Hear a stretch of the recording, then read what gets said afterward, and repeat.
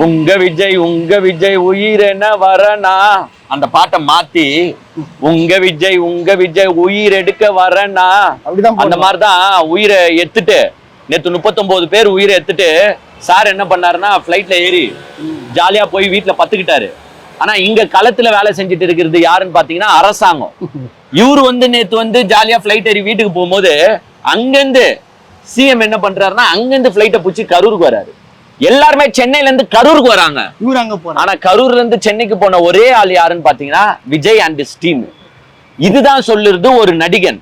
அதே மாதிரி இன்னைக்கு வீடியோவோட முக்கியமான நோக்கமே என்னன்னு பாத்தீங்கன்னா சில கேள்விகளுக்கு பதில் சொல்லணும். ஆமா கண்டிப்பா. ஏன்னா நாங்க இந்த இறப்பை வச்சோ இதை வச்சோ ஒரு அரசியல் பண்ணணும்னு நினைக்கிற கேரக்டர்ஸ் கிடையாது. பண்ணாலும் தவறு. ஆனா இந்த தற்கொலை அணில் குஞ்சுகள் இருக்கு பாருங்க, இந்த அணில் குஞ்சுகள் என்ன பண்ணுதுன்னா இது எல்லாத்துக்கும் காரணம் அவனுக்கு ஒத்துக்கவே மாட்டானுங்களே. படம் பாரு, படம் ஓடிச்சா ஓடலையான்னு கூட தெரியாது. ஐயோ படம் சூப்பர் ஹிட்டுங்க, கேவலமான லியோ படமும் நல்லா இருக்குன்னு, கேவலமான சுறா படமும் நல்லா இருக்குன்னு அவனுக்கு அந்த அப்படியாப்பட்ட கேரக்டர்ஸ். அவனுக்கு இப்ப என்ன சொல்லிட்டு சுத்துறானுங்கன்னா இது எல்லாத்துக்கும் காரணம் திமுக தான். திமுக தான் காரணம். திமுக இதை பண்ணல, திமுக அதை பண்ணல. டேய் ஏன் எங்க அண்ணனை குறை சொல்ற? உன் தலைவனை ஃபர்ஸ்ட் கேளுங்கடா. who is the event organizer first? Organizer யாருங்க?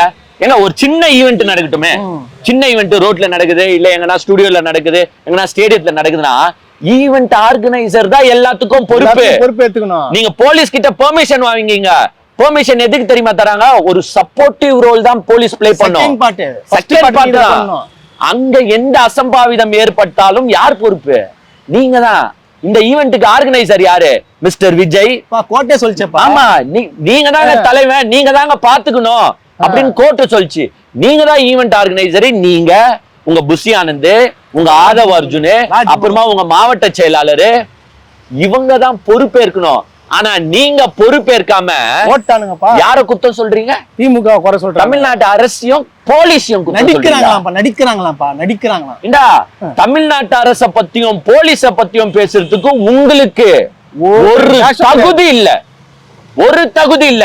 நான் ஃபர்ஸ்ட் இவனுங்க என்ன தெரியுமா கேக்குறானுங்க? அந்த இடத்தை யாரு தேர்வு செஞ்சா? இப்போ இது அவங்களுக்கு மட்டும் இல்ல, எல்லாருக்குமே பொதுமக்களுக்கும் நான் சொல்ல கடமைப்பட்டிருக்கேன். அந்த இடத்தை யாரு தேர்வு செஞ்சா? திமுகவோ தமிழக அரசோ இல்ல நீங்க இந்த மூத்திர சந்துக்குள்ளதான் போய் மக்களை சந்திக்கணும்னு சொல்லல. இதெல்லாம் யார் கேட்டா? உங்க கட்சிக்காரங்க கேட்டானுங்க, நீங்க கேட்டீங்க. ஏங்க இருக்கு அவங்க சொன்ன இடத்திலேயே பெஸ்டான ரோடு இதுதான், அகலமான ரோடு இதுதான், ரெண்டு பக்கம் வழி இருக்கு, ரெண்டு பக்கம் வழி உள்ள ரோடு இதுதான். அவங்க ஃபர்ஸ்ட் கேட்ட லைட் ஹவுஸ் அந்த சைடுல ரெண்டு பக்கம் ரோடு கிடையாது, அதனால அங்க தர முடியாதுங்க. இதுதான் ரெண்டு சைடு இருக்கிற ரோடு, அதை விட சிறந்த இடம் இதுதான். நீங்க சொல்றீங்களே ஏன் அவுட்டர்ல கொடுக்க வேண்டியது தானே, ஓபன் பிளேஸ்ல தர வேண்டியது தானே சில பேர் கேக்குறாங்க. ஏன் நீங்க ஓபன் பிளேஸ்க்கு பெர்மிஷன் கேட்க வேண்டியது தானே? கேட்கவே இல்லையே. நீங்க விஜய் டீம்ல இருந்து தாவேக்கால இருந்து யாருன்னா சார் நாங்க இந்த மண்டபத்துல பண்ணிக்கிறோம், சார் நாங்க இந்த ஸ்டேடியத்துல பண்ணிக்கிறோம் அப்படின்னு நீங்க கேட்டு டிஎம்கே ஐயோ தர முடியாது, ஸ்டேடியத்துல எல்லாம் தர முடியாதுங்க, ஐயோ பெரிய மண்டபத்துல எல்லாம் தர முடியாதுங்க, நீங்க இந்த மூத்திர சந்துக்குள்ளதான் பேசணும்னு யாருன்னா சொன்னாங்களா? யாரும் சொல்லல. நீங்க பெர்மிஷன் கேட்டீங்க, அதுக்குதான் இவங்க பெர்மிஷன் ரிப்ளை கொடுத்திருக்காங்க.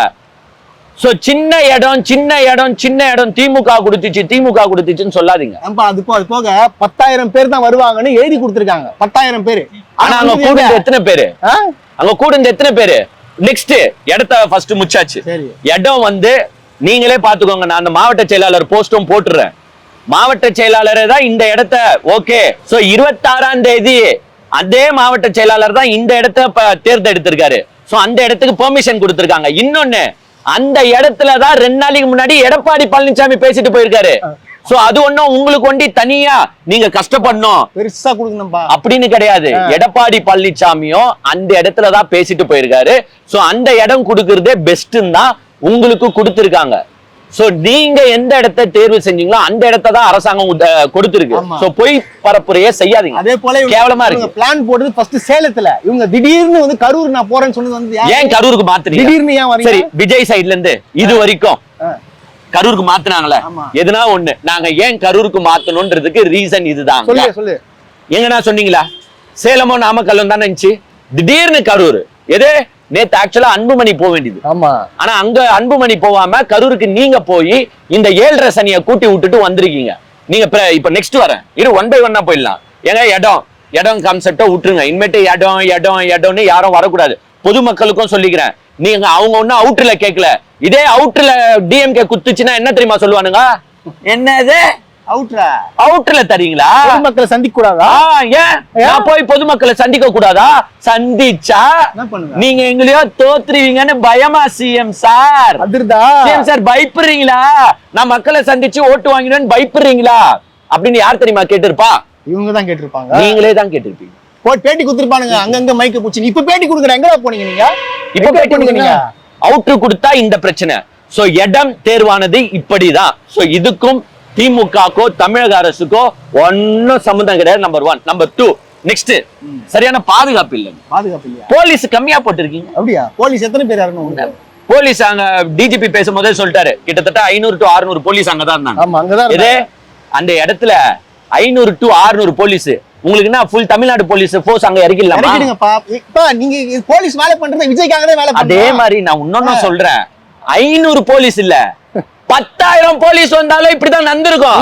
ஏன்னு கேளு, நீ ஒருத்தரும் போலீஸ் பேச்ச கேட்க போறது கிடையாது. கேட்டாங்க சின்னதுல சொல்லுவீங்க என்ன அராஜகம் பண்றீங்க, என்ன அடக்குமுறை பண்றீங்களா, எங்க தளபதி சிஎம் ஆயிடுவாருன்னு பயந்துட்டீங்களா அப்படின்ட்டு யார் தெரியுமா பேசிருப்பீங்க? நீங்க தான் பேசிருப்பீங்க. சோ 500 போலீஸ்ல 10,000 போலீஸ் வந்தாலும் ஏடா ஒரு எஸ்ஐக்கும் மதிப்பு தர மாட்டீங்க, ஏட்டுக்கும் மதிப்பு தர மாட்டீங்க. இவங்க ஏசியா உடியா ஐபிஎஸ் ஆபீசரே வந்தாங்க நின்னாலும், டிஎஸ்பியே வந்தாலும் சரி, எஸ்பியே வந்தாலும் சரி, எப்ப தம்பி அப்படி கொஞ்சம் ஓரமா போய் நில்லுன்னு ஒரு வார்த்தை சொல்லட்டுமே. என்ன சார் திமுக சொல்லி அனுப்பிச்சா?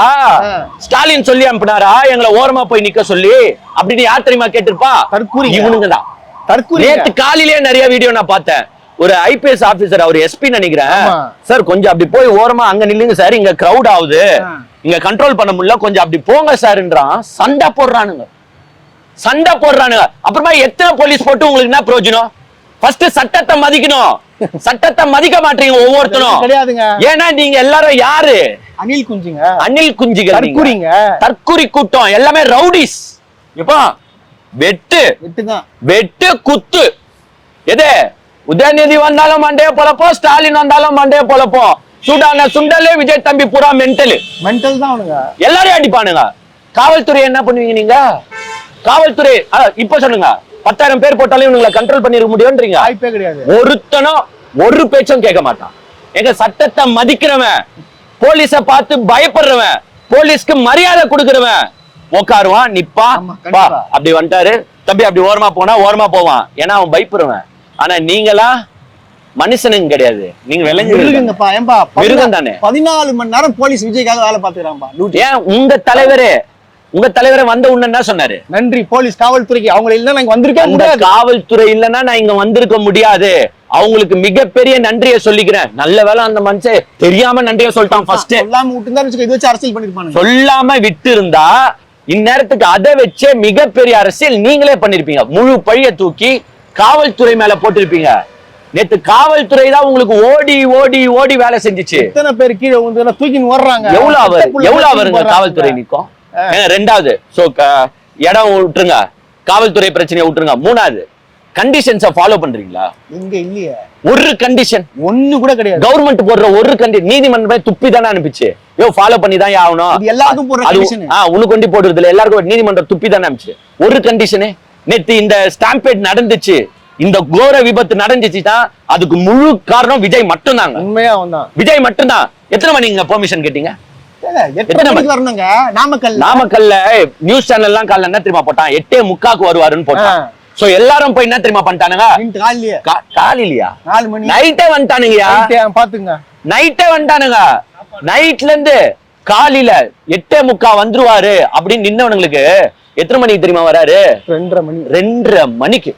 அங்க நின்னவன் நிலைமைய கொஞ்சம் யோசிச்சு பாருங்க. கடை கூட கிடையாதுங்க, அங்க கூட்டம் அதிகமாச்சுன்னா அதுதான் சாப்பாடு வேணாம் எங்களுக்கு, விஜய் போதும் அப்படின்ட்டு 8 மணில நாங்க நின்னுட்டு இருக்கிறவன் நிலைமையை யோசிச்சு பாருங்க. அங்க தண்ணி சரியா கச்சிருக்குமானா கச்சிருக்காது, சாப்பாடு சரியா கச்சிருக்குமானா கச்சிருக்காது. அவன் வெயில்ல நின்னுட்டு இருப்பான். நாமக்கல்ல முச்சிங்க. நெக்ஸ்ட் கரூருக்கு எத்தனை மணிக்கு வர நீங்க? 3 மணிக்கு. கரூர் நீங்க போலீஸ் கிட்ட பெர்மிஷன் கேட்டது 3ல இருந்து 10 மணி. ஆனா உங்க ட்விட்டர் பேஜ்ல நீங்க போட்டது 12 மணி. ஆமா, ஏன்னா தொண்டர்கள் வந்து கூடினோம்ல, கூட்டம் அதிகமா அவங்க கரூர்ல கெத்து காட்டணும்ல. நாங்க எது 3 to 10 12 மணின்னு போட்டாச்சு. இவனுங்க தான் வந்து அணில் குஞ்சுகளாச்சு. இவனுங்க என்ன பண்ணிட்டானுங்க, 12 மணி நான் போடுறேன், நான் வரேன் தலைவா 10 மணில இருந்து, உன்னை பார்க்க நான் வரேன் தலைவான்னு 10 மணில இருந்து போய் நின்ட்டானுங்க கரூர்ல. இவர் எத்தனை மணிக்கு வராரு? 7:30 மணி. 3-4 மணி நேரம் பஸ்லயே வர கை காமி. கொஞ்சம் நினைச்சு பாருங்க, 10 மணில இருந்து 7:30 மணி வரைக்கும் அங்க நிக்கிற கூட்டத்தை கொஞ்சம் நினைச்சு பாருங்க. அதுவும் மத்தியானம் டைம்ல நினைச்சு 1, 2, 3 என்ன ஆகியிருக்கும். அவனுக்கு சாப்பாடு இருந்திருக்காது, அவனுக்கு தண்ணி நீங்க குத்திருப்பீங்க, தண்ணி பாட்டில் கொஞ்சம் குத்திருப்பீங்கன்னு வச்சுக்கோ. 3 பாட்டில் போட்டு எவ்வளவு பேருக்கு குத்திருப்பீங்க, எவ்வளவு பேருக்கு சாப்பாடு போட்டிருப்பீங்க. அவன் எனர்ஜி எப்படி இருந்திருக்கும். அப்புறமா அந்த கூட்டத்துல அலை மோதும் போது அவன் எவ்வளவு கஷ்டப்பட்டு இருப்பான். இன்னொன்னு நான் சொல்லிக்கிறேன், மூச்சு திணறி சாவுறதுன்றது வந்து சின்ன விஷயம் கிடையாது. எவ்வளவு வலி தெரியுமா, மூக்குல ரத்தம் வருங்க. ஒன்னே இப்ப பாருங்க, சும்மா மூக்கு வாயை பொத்திக்கிட்டு ஒரு 20-30 செகண்ட் இருங்களா பாப்போம். அவ்வளவு கஷ்டமா இருக்கும். குழந்தை செத்து போகுது, 4-5 குழந்தை, 39 பேரு. இதுக்காக காரணம் யாரு?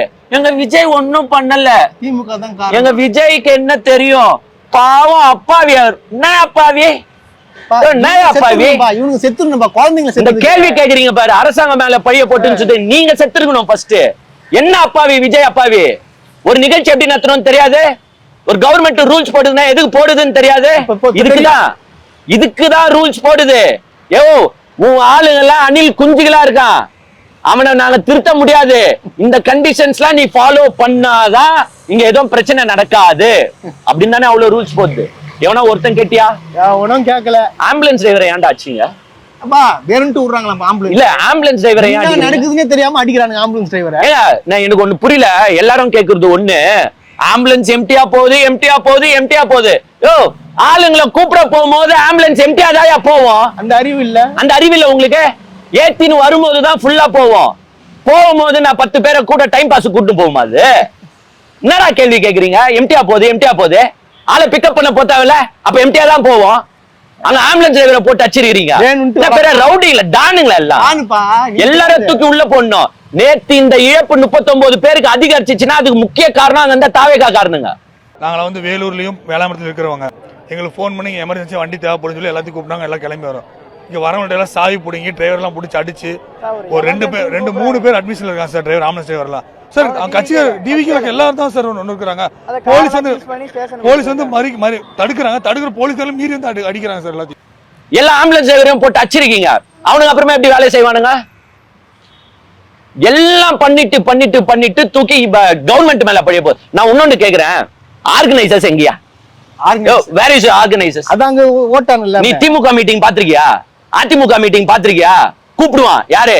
இளைஞர் அணி வா, மாணவர் அணி வா, தொண்டர் அணி வா, லொட்ட அணி வா, லொசுக்கு அணி வா, கூப்பிட்டு ஒரு இடத்துல நிக்க வைப்பாங்க. கரெக்ட்டா இங்கதான் நிக்கணும், நீங்க நிக்கணும், நீங்க அங்க நிக்கணும், நீங்க இந்த வேலையை பார்க்கணும், நீங்க அந்த வேலையை பார்க்கணும், நீ இதை செய், நீ அதை செய், கண்டிஷன்ஸ் போடுவாங்க. அவங்களும் அதை கேட்டு மதிச்சு அவன் வேலையை அவன் பார்ப்பான். உங்க ஆர்கனைசர்ஸ் எங்க? கட்சி உங்க ஆர்கனைசர்ஸ் எங்க?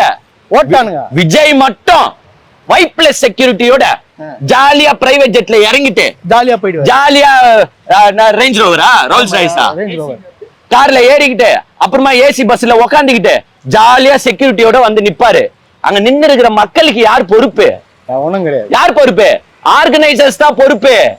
அந்த மக்கள் பாதுகாப்புக்கு எத்தனை நிர்வாக பொறுப்பு நீங்க ஏற்படுத்தி வச்சீங்க? உங்க அணிலாம் எங்க? உங்க அணிகள்லாம் எங்க? போஸ்டிங் ஒண்டி வாங்கி வீட்டுல தூங்குறாங்களா? அணிலுங்க தான் இருக்குது. அந்த அணியெல்லாம் போட்டு நிர்வாகிச்சிருக்கணும். இது பெரிய பிரச்சனை என்ன தெரியுமா? எவன் பேச்ச எவனும் கேட்க மாட்டானே. எதுவுமே தெரியாது அவங்களுக்கு. யார் பேச்ச யார் கேக்குறீங்க? திமுகலயோ அதிமுகலயோ தலைவர் ஒரு வார்த்தை சொன்னாலோ, மாவட்ட செயலாளர் ஒரு வார்த்தை சொன்னாலோ பயந்து இருப்பானுங்க. அங்க நின்னாங்கதான் நிப்பானுங்க. இங்க விஜயே வராதீங்கன்னா நாங்க வருவோம். விஜய கேட்க மாட்டானுங்க. அதுதான் ஒரு குழந்தைதான்.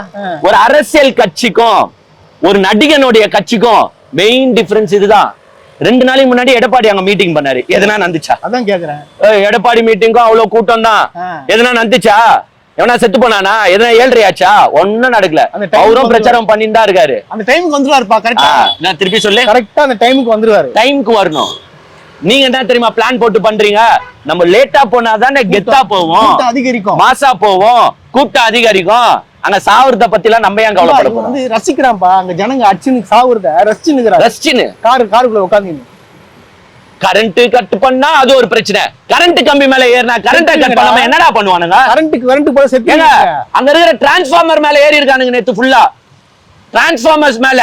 அப்ப கரண்ட கட் பண்ண மாட்டாங்களா? விஜய் ஸ்டார்டிங் பேசும்போது பாதி வாட்டி கரண்ட் கட் ஆச்சு பாருங்க.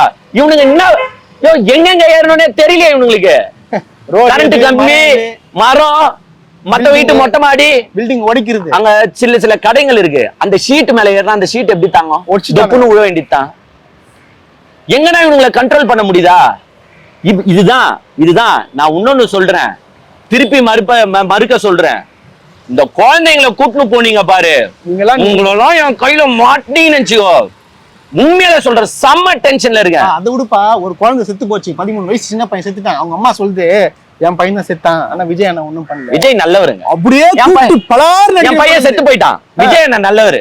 ஏன் இந்த இடத்த குத்திங்க? பொம்பளையா நீங்களா ஓப்பனா இதெல்லாம் இருக்கிறதுனால தான் இந்த நாடு கெட்டு போய் கிடக்குது. எங்க பையன் தான்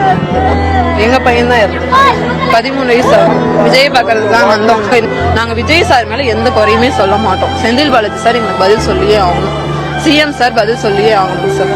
ஒரு 13 வயசு பையன் செத்து போட்டான், விஜய் அண்ணா நல்லவர் தான், விஜய் அண்ணா ஒன்னும் செய்யல. அவருக்கு என்ன தெரியும் பாவம், அவர் அப்பாவி இல்ல அவரு. அவருக்கு எப்படி தெரியுமாங்க? விஜய்க்கு எப்படி தெரியுமாங்க? நான் எதுவுமே பண்ண மாட்டேன், வருவேன் பேசுவேன், எனக்கு சிஎம் சீட்டா குத்துருங்க, அவ்வளவுதான். இது எப்படின்னா எதுவுமே நான் ஒண்ணு, இந்த ஒரு சின்ன மீட்டிங்கே உங்களால ஆர்கனைஸ் பண்ண முடியல, நீங்க எங்கயா நாளைக்கு கவர்மெண்ட் ஆர்கனைஸ் பண்ணுவீங்க? நீங்க தெரியுமா புஷி ஆனந்த் உட்கார்ந்தீங்க, ஏய் சேர தூக்காத இறங்கி, இதுதான் ஏறாத இறங்காத, இதுதான் ஆர்கனைஸா? ஒரு மைக்கு செட்டை ஒழுங்கா ஆர்கனைஸ் பண்ண முடியுதா? மைக்கு செட் ஆர்கனைஸ் பண்ண வக்கு இல்ல நம்மளுக்கு. நம்ம தான் நாளைக்கு தமிழ்நாட்டை ஆளணும், தமிழ்நாட்டை குடுங்கன்னு கேட்டு. இன்னைக்கு அந்த 39 பேர் செத்து போனானே, அது 60 ஆகி இருக்கும்.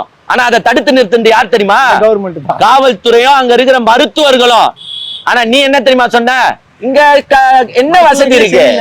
மருத்துவ வசதி இல்ல, மருத்துவர்களே இல்ல, டாக்டர்ஸ் இல்ல, எக்யூப்மெண்ட்ஸ் எல்லாம் சரியா இருக்கா?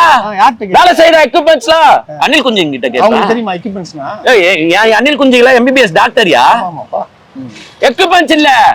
இன்னைக்கு அந்த ஹாஸ்பிட்டல் தான் இந்த நம்பரை கவுண்ட கம்மி பண்ணிருக்கு. அதுக்கு ஃபர்ஸ்ட் நன்றி சொல்லணும்.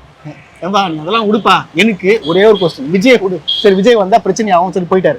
அங்க இந்த புஷி ஆனந்த் எங்க, இந்த காலேஜ் ஓனர் லைலாமணி எங்க, அந்த திருட்டு பையன் ராஜ்மோகன் எங்க, எங்க காவேக்காரங்க எங்க ஹாஸ்பிட்டல்ல? சினிமாக்காரங்க அவள்தான் ஷூட்டிங் முடிஞ்சிட்டு ஓட வேண்டியதான். இன்னமா அரணா இருப்பேன், செத்து போயிட்டா என்ன பண்ண போறீங்க? எங்க பாடு, நான் எல்லாமே நான் பாத்துக்கிறேன்னு சொல்லிட்டு விஜய் அறிக்கை விட சொல்லு, ஆழ்ந்து இறங்குன்னு சொல்றேன். நான் இன்னொன்னு கேக்குறேன், ட்விட்டர்ல அறிக்கை, உன் ட்விட்டரை ஏன் ட்விட்டர்லயே பேசி வீடியோ போட வேண்டியது தானே? எதுக்கு வர? சாவடிக்கிறதுக்கு வரியா? நேத்து இவரு முச்ச டைம் 7:30 கூட்டிட்டு தான் போனாரு. 7:31 என்னமோ முச்சாரு, 7:30 கூட்டிட்டு போயிட்டாரு. நான் இன்னொன்னு கேக்குறேன், நீங்க போகும்போதே தகவல் வந்துருச்சு, ஏர்போர்ட்டுக்கு இவர் போகும்போதே கிட்டத்தட்ட 10 பேர் அவுட்டு அப்படின்ற தகவல் வந்துச்சு. அங்க பிரஸ்கார மைக்க நீட்டுறான், சொல்லிட்டு போ. ஒரு வார்த்தை ஏதோ அசம்பாவிதம் நடந்துச்சுங்க, நாங்க போய் என்னன்னு விசாரிச்சு என்ன பண்ணுறோம் சொல்லிட்டு போ. ஒரு வார்த்தை. இங்க சென்னையில வந்த பிறகு மைக்க நீட்டுறான், ஒரு வார்த்தை. இறந்த குடும்பத்துக்கு உன்னை பார்க்க வந்துதானே இறந்து போனானுங்க. அங்க இறந்து போனவங்க அழுவும் போது பாக்குறது நம்மளுக்கு அப்படியே நெஞ்சு எரியுது, மனசாட்சி வயிறு எரியுது. அடுத்த மாசம் கல்யாணம், புருஷன் பொண்டாட்டின்னு 2 பேர் வந்து செத்து இருக்கானுங்க. அடுத்த மாசம் கல்யாணம், ஒரே குடும்பத்துல 3 பேர் செத்து போயிருக்காங்க, குழந்தைங்க, 2 குழந்தைங்க. அந்த குடும்பம் எல்லாம் என்ன ஆகுது? விஜய் வர சொல்லல, அவங்க மேலதான் தப்பு. நான் விஜய் ஒன்னும் சொல்லல, நான் விஜய் சொல்லல, வரானுங்கள அவனுங்களை ஃபர்ஸ்ட் செருப்பால் அடிக்கணும். திருப்பி எங்கன்னா மீட்டிங் வராதீங்க, நீங்க போங்க, போய் உங்க உயிரை விட்டுருங்க. நம்ம தொடக்கத்துல இருந்து கத்துறோம்பா, நம்ம குழந்தைங்களை கூட்டிட்டு போவாதீங்கடா, அவங்க எதுவும் பண்ண மாட்டாங்கன்னு சொல்லிட்டு நம்ம அப்போதுன்னு கத்திட்டு இருக்கோம்ல. ஒருத்தன் கேட்டாங்க, எல்லாத்தையும் பண்ணிட்டு லாஸ்ட்ல அரசாங்கம் மேல பழி. நேத்து ஒரு 20 பேர் இப்ப விஜய் வீட்டுல போய் அவருக்கு பாதுகாப்பு கொடுப்பாங்க. எப்படிங்க பழிய போடுவீங்க? ஏன் கவர்மெண்ட் என்னங்க பண்ணணும்? இப்போ அங்க ஒரு 30,000 பேர் 40,000 பேர் கூடுறீங்கன்னு வச்சுக்கோ, 40,000 பேருக்கு ஒருத்தர் ஒரு போலீஸ் போட்டுருவோமா? எப்படி போட முடியும்? அப்ப அது 80,000 ஆயிடும்ல. என்னையா கேள்வி கேக்குறீங்க? போலீஸை ஃபர்ஸ்ட் மதிக்க கத்துக்கோங்கய்யா, அப்பதானே போலீஸ் மேல ஒரு பயம் இருக்கும். அவங்க சொல்லுறத கேட்டு நந்தாதான் அங்க பிரச்சனை இருக்காது. தம்பி அங்க நிக்காதடா, கரண்ட் கம்பி இருக்குன்னா எங்களுக்கு தெரியாதா? அப்பதான் மேல ஏறுவான். நாங்க நிற்போம். நான் பயமா? ஸ்டாலின் சார் பயப்படுறீங்களா அப்படின்னு கேட்டா கரண்ட் சாக்கச்சுதான் செத்து போவ. தம்பி அங்க நிக்காதடா, ஓடி உடையிற மாதிரி இருக்குண்ணா. அதெல்லாம் நாங்க பாத்துக்கிறோம், விஜய் தம்பி பூரா கொடூரமானவங்க அப்படின்னு சுத்தினா செத்துதான் போனோம். லேடிஸ போவாதீங்கன்றோம். இல்ல நான் கேக்குறேன், அப்படின்னா விஜய பாக்கணும்னு நான் கேக்குறேன். இதுதான் ஒரு கட்சிக்காரனுக்கு வர கூட்டமோ ஒரு நடிகனுக்கு வர கூட்டமோ. கட்சிக்காரருக்கு வர கூட்டம் எப்படி தெரியுமா? ஏன் தெரியுமா வரும்? பேசுறத கேட்க வரும். ஸ்டாலின் வந்தாருன்னா எவனும் போய் இப்படி முட்டின்னு பார்க்க மாட்டான். எடப்பாடி வராருன்னு எவனும் இப்படி முட்டின்னு போய் பார்க்க மாட்டான். மோடி வராருன்னு அப்படியே ஓடி போய் உழ மாட்டான். ஏன்னா அந்த கூட்டத்துக்கு வரவெல்லாம் பேச்ச கேட்க வரான். எங்கன்னா ஓரமா நின்னாச்சு, ஐயோ ஸ்டாலின் என்ன சொல்லுவாரு, ஐயோ எடப்பாடி என்ன பேசுவாரு, ஐயோ நம்ம மோடி என்ன சொல்ல போறாருன்னு நின்னாச்சு கேட்கிறவன். ஆனா உனக்கு வர கூட்டம் என்ன கூட்டம் தெரியுமா? ஐயோ விஜய் தொற்று மாட்டோமா, ஐயோ விஜய் கிட்ட போட்டோ, ஒரே ஒரு சைன் மட்டும், ஒரு சைன், ஒரு போட்டோ, ஒரு செல்ஃபி. நான் பாத்துட்டேன், எங்க அண்ணனை பாத்துட்டேன். ஏன்னா நீங்க நடிகன், நீங்க தலைவன் கிடையாது. எப்படியாச்சும் இவரை பாத்துருவோமா அப்படின்ட்டு வரவன் தான். யாரும் உங்க பேச்ச கேட்க வரவில்லை. அது உங்களுக்கும் நல்லா தெரியும். அதனாலதான் ரோட் ஷோக்கு யாருன்னா பெர்மிஷன் கொடுத்தாங்களா? நீங்க ஒன்னும் எங்கேயும் போய் தப்ப முடியாது. ஃபுல் இல்ல 1000% மிஸ்டேக் உங்க மேல. ரோட் ஷோக்கு யார் பெர்மிஷன் கொடுத்தா? பர்மிஷனே கொடுக்கல. வந்தியா, நின்னியா, பேசினியா, போனியான்னு இருக்கணும். இதுதான். ஏன் எடப்பாடி வராரு, நான் பிரச்சாரம் அப்படியே ரோடு ஃபுல்லாவா பண்ணின்னு வராரு? நீங்க ஆனா பண்றீங்க, வேணும்ட்டே கூட்டத்தை கூட்டுறீங்க, வேணும்ட்டே கிரௌட ஸ்தம்பிக்க வைக்கிறீங்க. எல்லாமே யார் தப்பு? உங்க தப்பு. எந்த மீட்டிங்னா குழந்தைங்க வருதா? உங்களுக்கு குழந்தைகள் வருது. ஏன் வருது? உங்களை பார்க்க. உங்க பேச்ச கேட்க வருதா? குழந்தைங்க பேச்ச, ஐயோ விஜய் சார் என்ன சொல்ல போறாரு கேட்க வந்திருக்கா?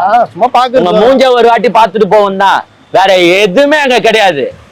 எல்லாம் பண்ணுறது தப்ப பண்ணிட்டு எல்லா பழியும் தூக்கி நான் யார் மேல போடுவேன்? திமுக தான் காரணம், திமுக தான் காரணம், திமுக தான் காரணம். ஆனா இவர் என்ன தெரியுமா பண்ணுவாரு? பஸ்ஸுக்குள்ள உட்காந்துப்பாரு. ஏ லைட் ஆஃப், ஏ லைட் ஆன், ஏ லைட் ஆஃப், ஏ லைட் ஆன் அப்படின்ட்டு காமெடி ஷோ பண்ணிருந்தா அங்க என்ன தெரியுமா நடக்குது? ரசிக குஞ்சுகள் எல்லாம் பொங்கிடு. எங்க அண்ணனை பாத்தியா? சைக்கோ நினைக்கிறேன் பாரு. உண்மையிலே சைக்கோ தான், உண்மையா சைக்கோ தான். எங்க அண்ணனை பாத்தியா? எங்க நேத்து கூட்டத்துக்கு மெயின் பிரச்சனையே என்ன தெரியுமா? சனிக்கிழமை.